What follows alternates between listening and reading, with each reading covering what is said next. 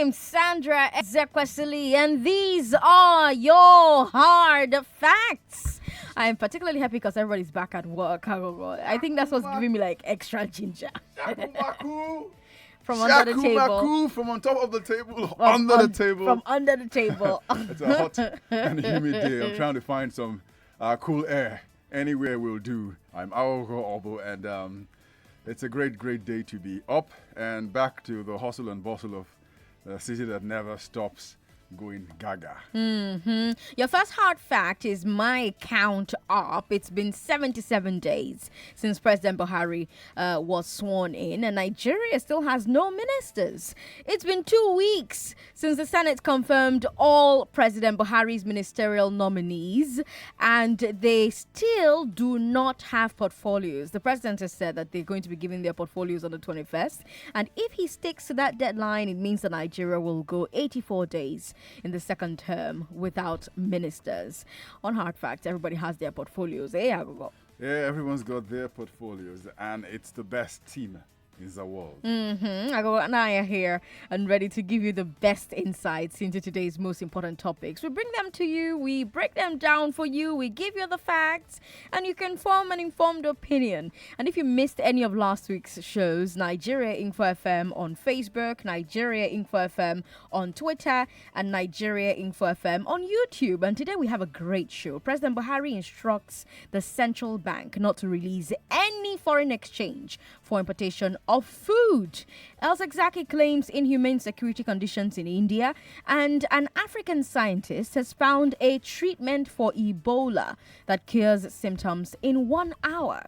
Now, today is Wednesday, so I'm bringing you the glass ceiling, and today I'm continuing last week's conversation about domestic violence and murder of working Nigerian women in America, especially nurses. And my guest is a doctor from Yale University who just concluded some research on that situation. And he's going to be talking to us about his findings and addressing the wider issue of mental health for Nigerians. And he's going to take us all the way to the big hard fact. Yeah, on the big hard fact, we're continuing our weekly review of special features done by the newsroom. And the report worked on for this week we're going to be looking at is the World Youth Day, which we marked a couple of days ago.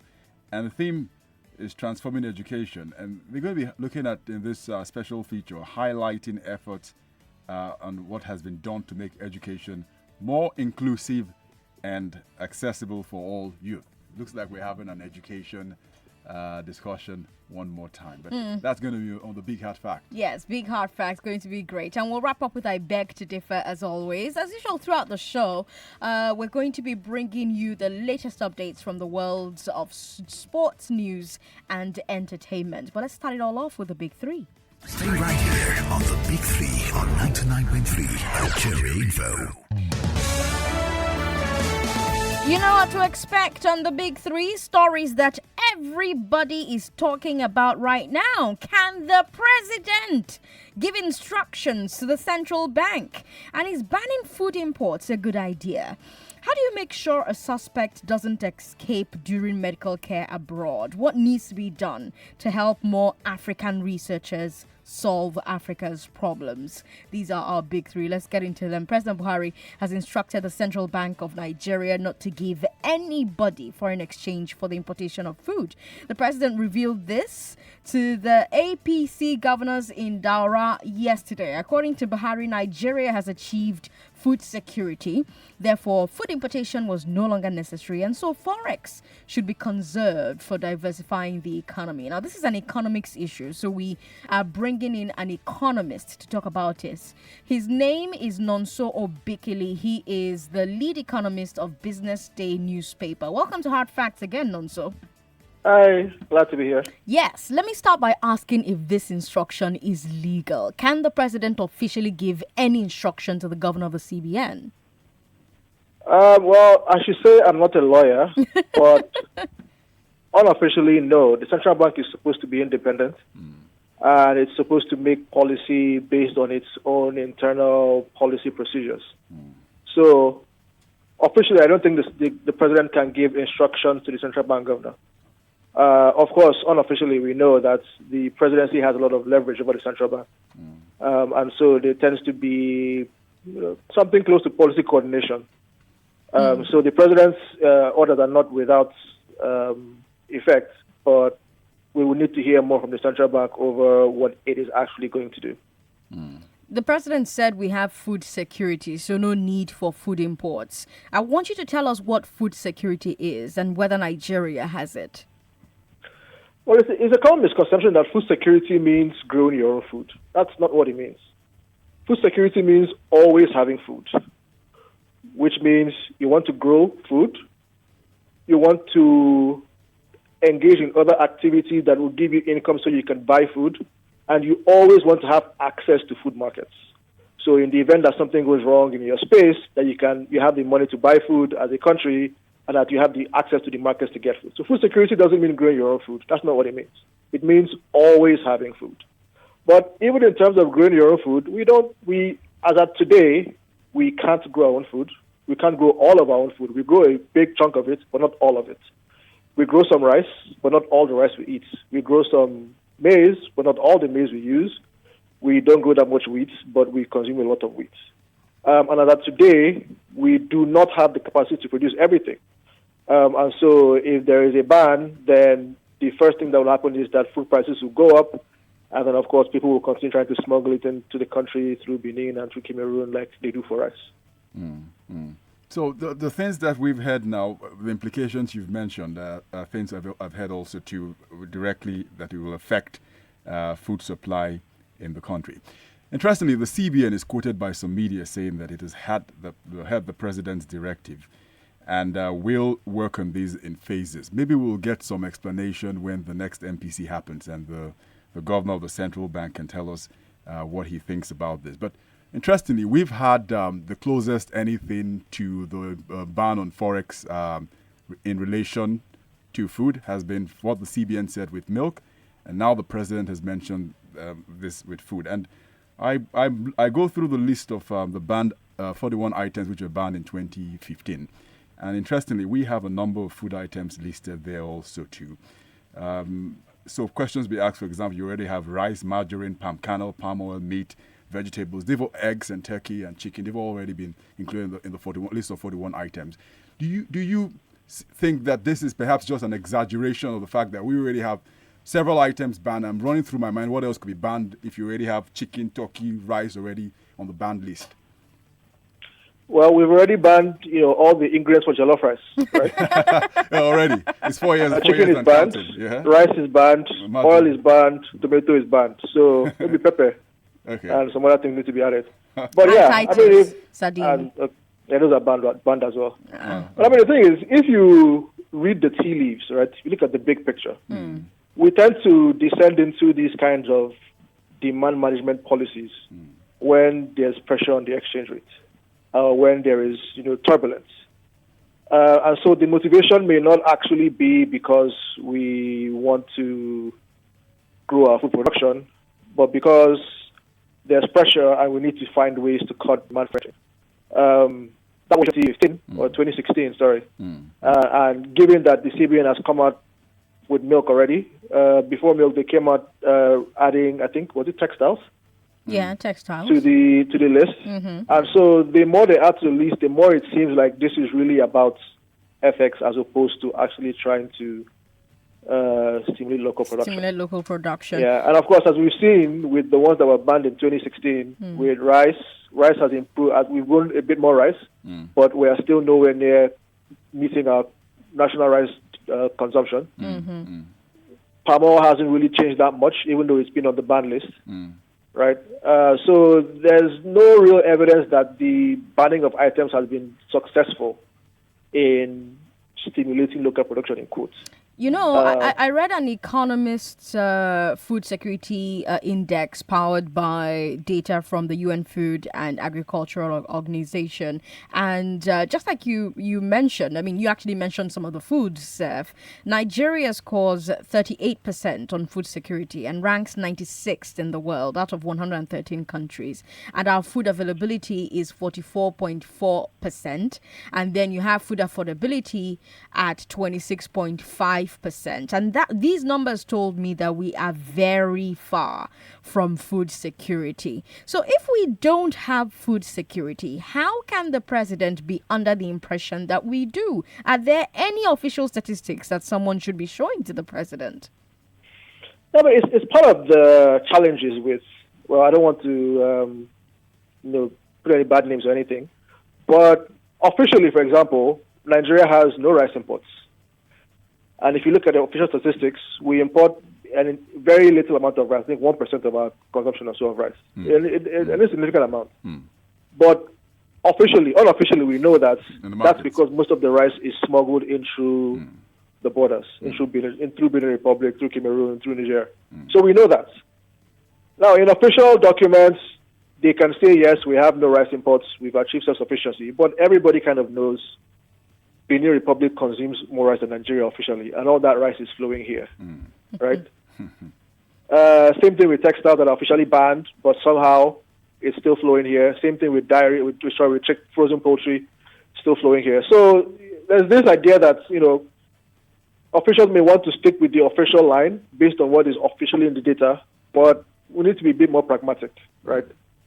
So, if we are importing unofficially via the border, via Benin and Cameroon, then they are still imports, right? People are still eating them. And like you said, food affordability is a key part of food security, right? If half your country can't afford food because you ban half the products and close their access to cheaper imported food, then they are less food secure. And that's just the reality. Now, we say we're joining the African Continental Free Trade Area. That means that we won't have tariffs or bans on food imports from the rest of Africa. Does this not mean that the forex ban would simply tie the hands of our local importers while foreign importers can still bring food into the country? Well, not really. I think what would happen typically is that the other African countries would lodge a complaint for unfair trade practices, but this would be an unfair trade practice, right? And such a ban would not be able to hold if you want to remain part of the AFCFTA. So it'll be part of the enforcement procedures that, look, if you agree to be part of the free trade area, then you have to be part of the free trade area. You can't go and indirectly try to ban your imported competitors, right? It's against the spirit of the agreement. So once the AFCFTA comes into like full implementation, we probably won't be able to implement these kinds of bans from other African countries. We might still be able to do it for the rest of the world outside Africa, but within the African space, we probably won't be able to implement such FX restrictions. I got this question for you. Some of the things you've heard probably among experts in the field about this argument. I've heard comments from the former deputy governor of the central bank as well as former presidential candidate, Professor Moghalu, saying that the CBN has lost its independence if it's going to be taking orders from a political authority in being able to discharge its duties. And then he goes further to say, for example, this argument over the roles of the institutions in implementing fiscal and monetary policies are very clear. And if you have the government shifting its responsibility of fiscal reform or performance towards the central bank, then the CBN has questions to answer and is stretching by far its goals or its objectives or its capability. What are your thoughts on this one? I think he's correct.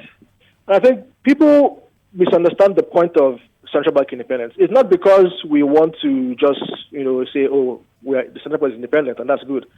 It's because it's been shown that if the central bank is focused on its core mandate of fighting inflation, keeping inflation low, and acts always like it's pursuing that mandate, then people tend to believe that it's doing its job. And because people's perceptions of inflation as important for actual inflation, then it's a good way to keep inflation in check, just because people believe that the central bank will do what it needs to do to keep inflation in check. Now, from that perspective, if you look at Nigerian inflation dynamics, inflation is trending up. I know you will see there's been a decline since the FX crisis.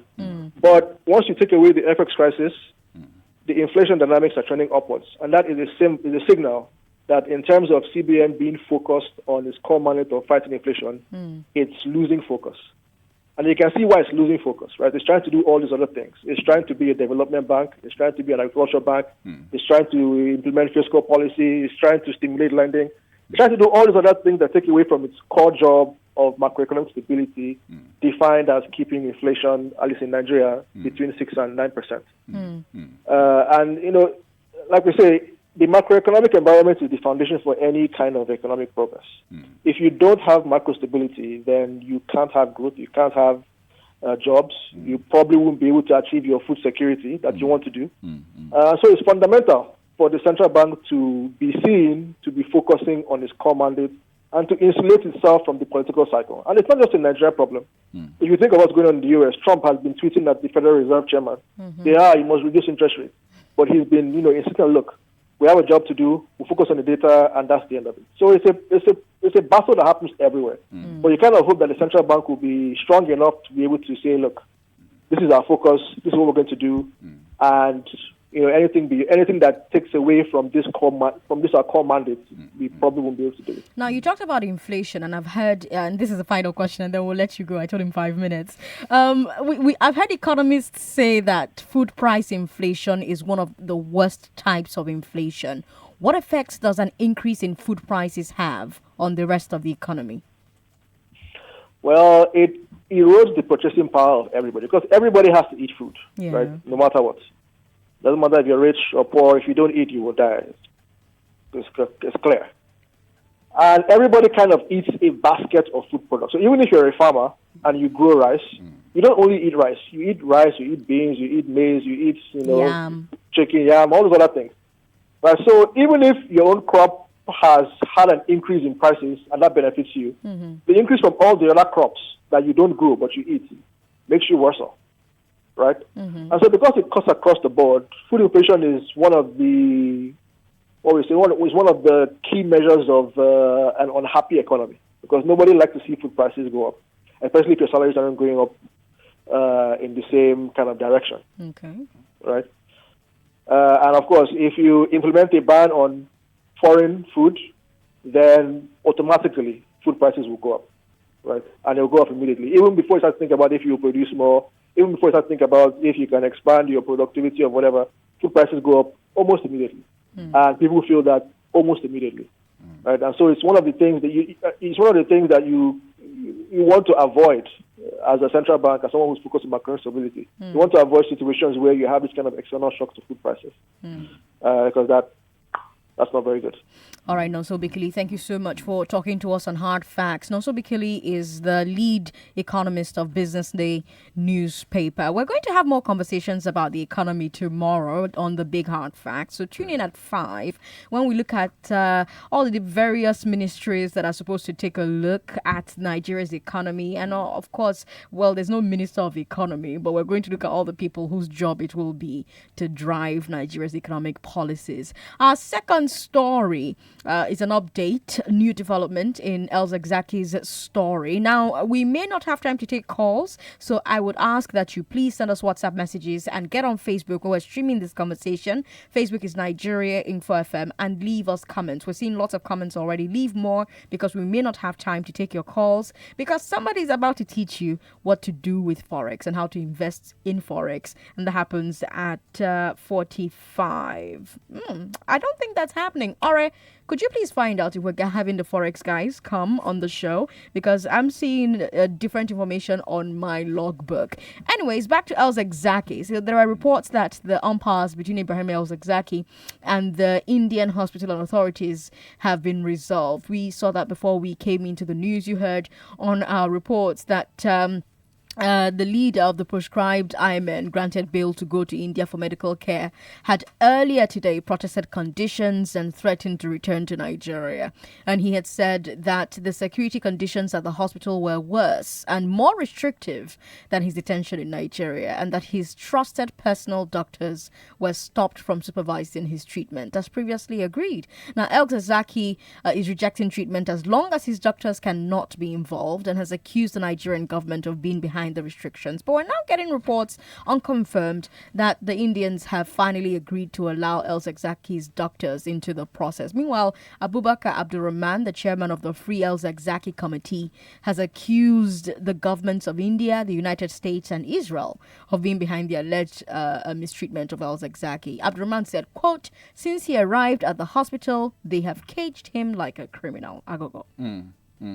Absolutely. I mean, this was always going to be a drama with every twist and turn. So from what we understand, this audio clip, which has been confirmed to have come from Ibrahim El-Zakzaki, that he's not. What we can confirm is that he's not receiving treatment right now in India because there's some confusion over the doctors that he approved before he left Nigeria to India, and the ones that he's seen there. Until that is sorted out, there are reports now from the secretary of the Academic Forum of the IMN saying that he might return to Nigeria if this is not done as quickly as possible, which will be hard to imagine because of all of that had happened before now, and the lack of clarity on just what the rules will be when he was going there is something that had been of great concern to a number of watchers on both sides, and obviously this is playing out now. The lack of trust. He says that in all his years that he's been ever in detention, he's never seen this sort of security before. He says he has security personnel coming in the entrance of the room he's in. He wouldn't be allowed to go to another room.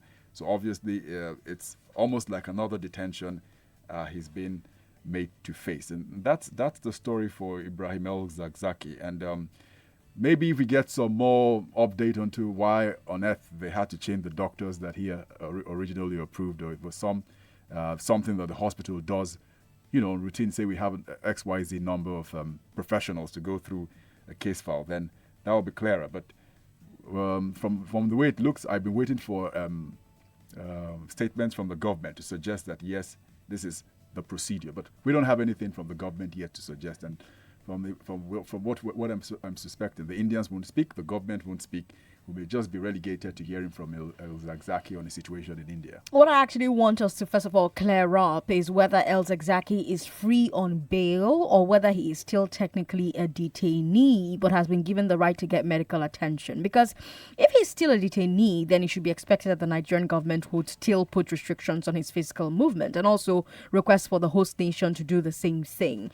But if he is free on bail, the question to ask is, did the court grant him bail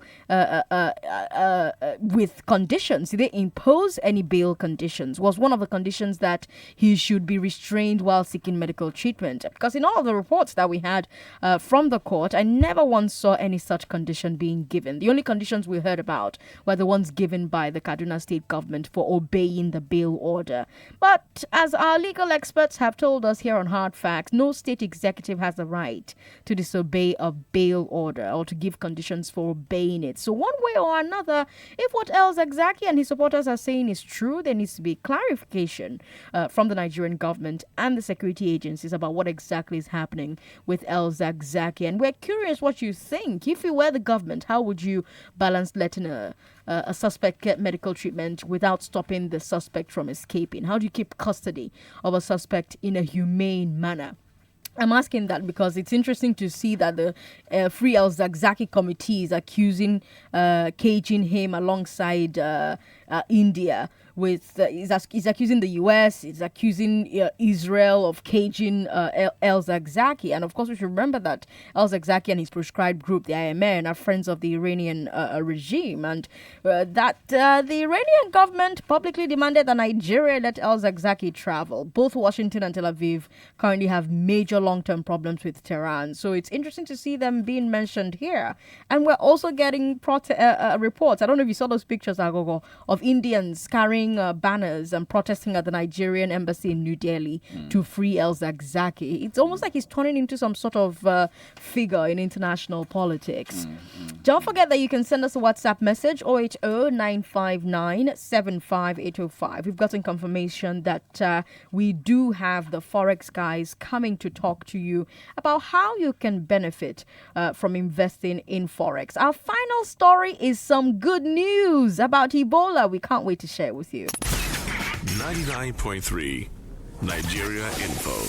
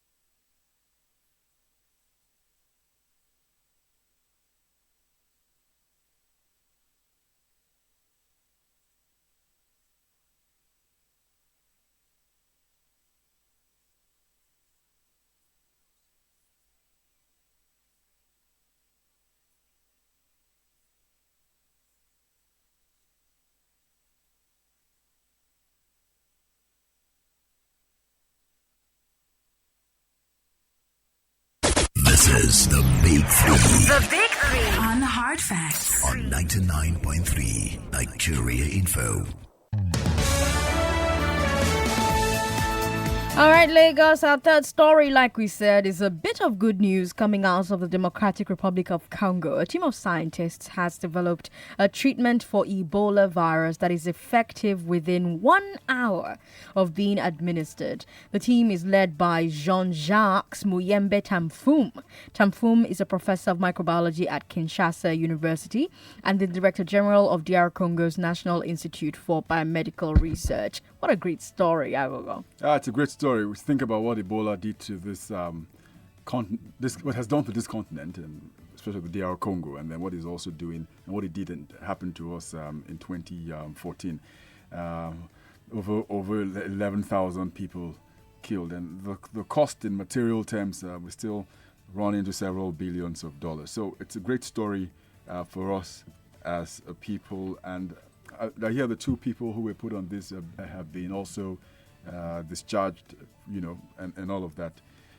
Interestingly, as this is going on, the Civil Aviation Nigeria has put out a warning also too. Yeah. When we had discussion about Ebola, we had warned about the fact that it was in DRC. We hadn't had anything from them, but gradually people are beginning to put up those notices. They listen to Nigeria Info after all.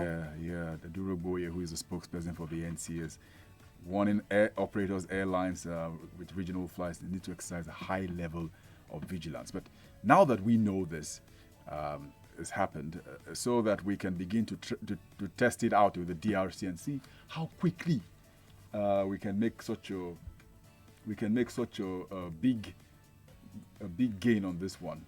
Yeah, that's what I've seen. I've seen a lot of stuff online also too. People have been carrying this story as some sort of finally freedom we have for the African continent, and what it will do for us. But I wait to see what sort of impact and effect it will have in the DRC, where it's been home to Ebola for a number of years now. What's most surprising about this story is that this discovery happened in Africa, in the DR Congo itself.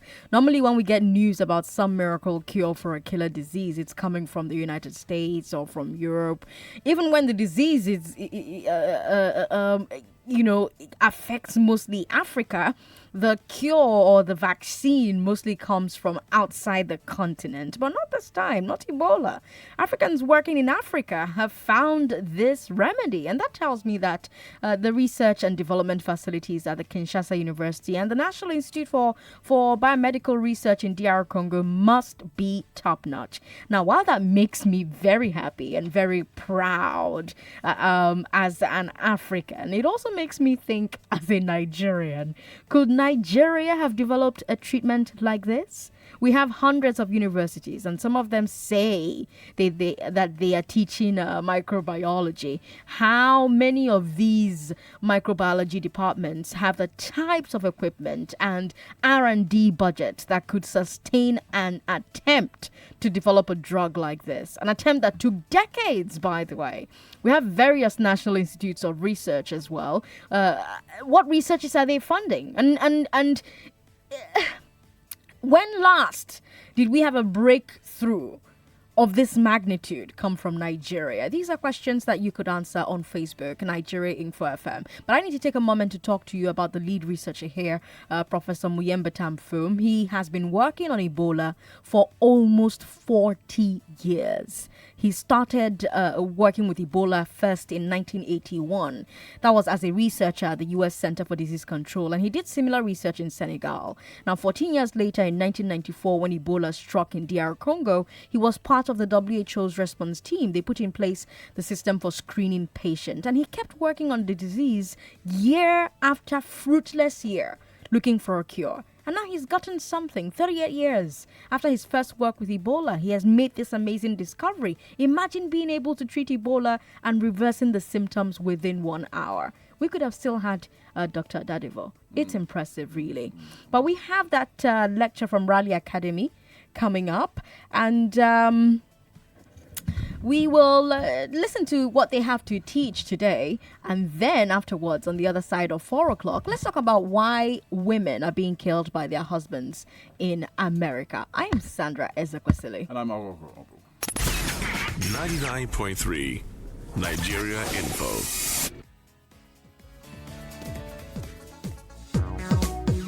Hello, welcome to Raleigh Academy on radio. Well, this is an e-business and e-investment education program series brought to you